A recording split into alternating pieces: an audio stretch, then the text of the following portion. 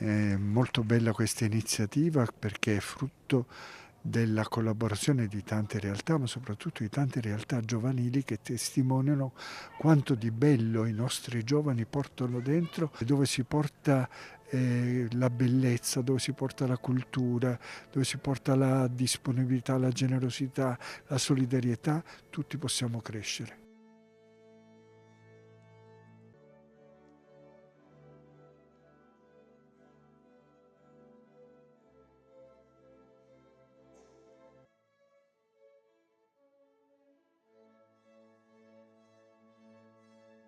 Ci premia di tanti sacrifici sicuramente, ma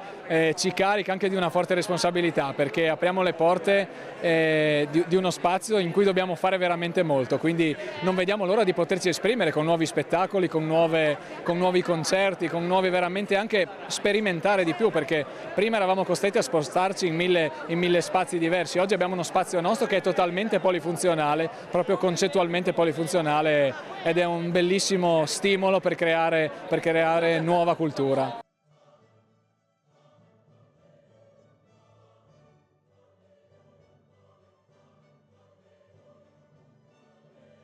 Il sogno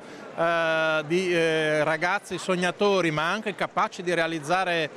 quel sogno, e siamo lieti che la Regione possa essere al loro fianco finanziando questo progetto, ed è proprio l'obiettivo che ci eravamo posti, quello di creare dei luoghi, contenitori culturali e creativi, dove la cultura fosse parte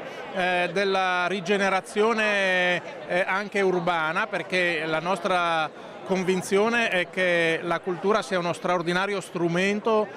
per contribuire a creare luoghi dove sia più bello vivere.